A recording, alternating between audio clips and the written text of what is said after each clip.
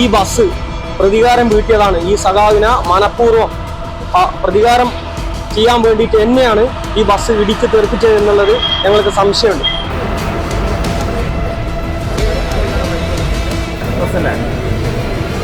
ആദ്യം വണ്ടി ഇവിടെ തട്ടിയിട്ട് ഒരാൾക്ക് പരിക്ക് പറ്റി.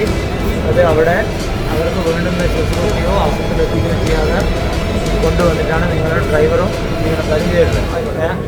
വടകര ദേശീയപാതയിൽ ബൈക്ക് യാത്രികരെ ഇടിച്ചു തെറിപ്പിച്ച് സ്വകാര്യ ബസ് നിർത്താതെ പോയി. രാവിലെ 8:30 ചോറോട പുഞ്ചിലിമില്ലിൽ വെച്ച വടകര കരിമ്പനപാലം സ്വദേശി ആകാശിനെയാണ് കണ്ണൂർ കോഴിക്കോട് റൂട്ടിൽ സർവീസ് നടത്തുന്ന ടാലന്റ് ബസ് തട്ടിത്തെറിപ്പിച്ചത്.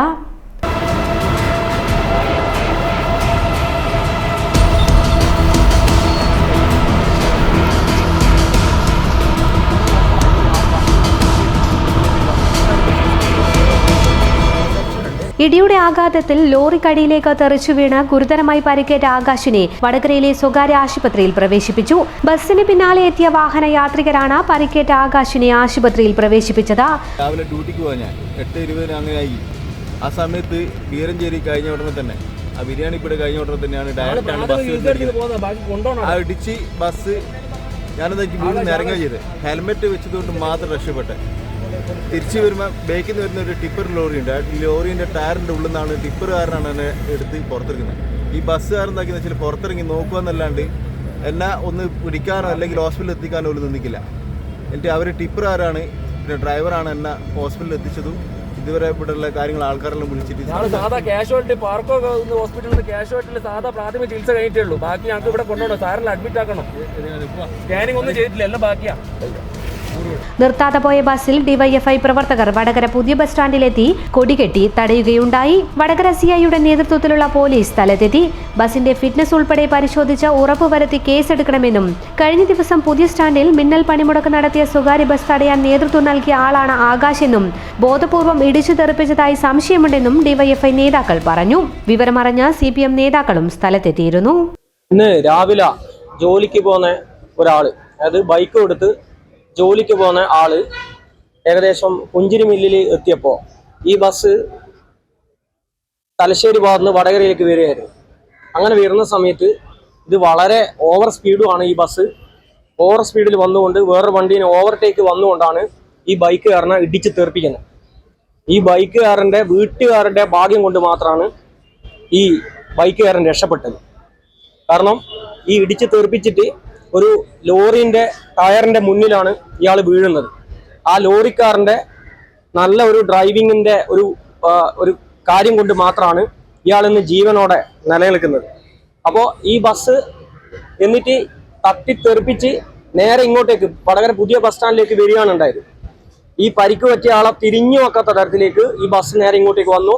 ഹോസ്പിറ്റലുമായിട്ട് ബന്ധപ്പെട്ട് ഇടപെടാനും ഹോസ്പിറ്റലിലേക്ക് വരാനും ആ പരിക്ക് പറ്റിയ ആൾക്ക് വേണ്ട ഒരു ചികിത്സ കൊടുക്കാനും ഈ ബസ് എന്തായില്ല, തയ്യാറായിട്ടില്ല. അപ്പോൾ ഇവര് വടകര പുതിയ ബസ് സ്റ്റാൻഡിലേക്ക് വന്നിട്ട് ഇവര് സ്റ്റേഷനിലേക്ക് പരാതി കൊടുക്കുക. എന്താ കൊടുക്കുന്ന പരാതി? ഒരു ബൈക്കുകാരൻ ഞങ്ങളെ ബസ്സിനെ വന്ന് ഇടിച്ചു എന്നും പറഞ്ഞിട്ട് ആക്സിഡന്റ് ആക്കിയെന്നും പറഞ്ഞിട്ട് പരാതി കൊടുക്കുക. എന്ത് തോന്നിയ ഇവർ ചെയ്യുന്നത്? ഇത് ഡിവൈഎഫ്ഐ എന്ന് പറയുന്ന സംഘടന എന്നുള്ള നിലക്ക് ഒരു തരത്തിലും അംഗീകരിക്കാൻ പറ്റാത്ത ഒരു കാര്യമാണ്. ഈ ബസ്സുകളൊക്കെ മരണപ്പാച്ചിലാണ് പായുന്നത്. പല സ്ഥലത്തുനിന്നും ഇതേപോലെ തന്നെ ഒരുപാട് ആളുകൾ മരണപ്പെട്ടിട്ടുണ്ട്. അത് വടകരയെ സംബന്ധിച്ചിടത്തോളം വടകരയിൽ ഇത് വെച്ചു ഉറപ്പിക്കാനാവാത്ത കാര്യമാണ്. ഒരു തരത്തിലും ഈ ബസ്സുകാരുടെ ഈ ഒരു തോന്നിയാസം വെച്ചു ഉറപ്പിക്കാൻ വേണ്ടി ഡിവൈഎഫ്ഐ തയ്യാറല്ല എന്നുള്ളതാണ് ഈ ഒരു ഘട്ടത്തിൽ പറയാനുള്ളത്. 2-3 ദിവസമായി ഈ ബസ്സുകാർ ഇവിടെ സമര ആഭാസം നടത്തിക്കൊണ്ടിരിക്കുക. ഇവിടെ യാതൊരു കാരണമില്ലാതെ 2-3 ദിവസം ഒരു പ്രഖ്യാപനമില്ലാതെ മിന്നൽ പണിമുടക്ക് നടത്തിയിട്ടുണ്ട്. ഈ മിന്നൽ പണിമുടക്ക് നടത്തിയിട്ടുള്ളത് ഒരു ബസ്സിലെ ജീവനക്കാർക്ക് അടി കിട്ടിയിട്ടുണ്ട് എന്ന് പറഞ്ഞ പേരില്ല. അടി കിട്ടിയിട്ടുണ്ട് എന്നുള്ളത് ശരി തന്നെയാണ്. അതിന്റെ പ്രതികളെ പിടിക്കുകയും വേണം. അതിനൊന്നും യാതൊരുവിധ പ്രശ്നവും. പ്രതികളെ പിടിക്കേണ്ടതായിട്ട് തന്നെ ഉണ്ട്. പക്ഷെ ഇന്നലെ ഈ പുതിയ ബസ് സ്റ്റാൻഡിൽ മെനഞ്ഞാന്ന് അപ്രഖ്യാപിതമായി സമരം പ്രഖ്യാപിച്ച് ഓടാത്ത ബസ്സുകൾ ഇന്നലെ ഡിവൈഎഫ്ഐയുടെ നേതൃത്വത്തിൽ ഇവിടെ തടഞ്ഞിട്ടുണ്ട്. ആ തടഞ്ഞതിന്റെ ഭാഗമായിട്ട് ഇന്ന് പരിക്ക് പറ്റിയ ആളും ആ തടയലിന്റെ ഭാഗമായിട്ടുള്ള സമരത്തിൽ പങ്കെടുത്ത ആളാണ്. അപ്പോൾ ഡിവൈഎഫ്ഐ എന്നുള്ളവർക്ക് ഞങ്ങൾക്ക് സംശയമുണ്ട്. ഈ ബസ് പ്രതികാരം വീട്ടിയതാണ്. ഈ സഖാവിനെ മനഃപൂർവ്വം പ്രതികാരം ചെയ്യാൻ വേണ്ടിയിട്ട് തന്നെയാണ് ഈ ബസ് ഇടിച്ച് തെറിപ്പിച്ചത് എന്നുള്ളത് ഞങ്ങൾക്ക് സംശയമുണ്ട്. അപ്പോൾ ആ ഒരു അന്വേഷണവും പോലീസുകാരുടെ ഭാഗത്ത് നിന്ന് ഉണ്ടാകണം.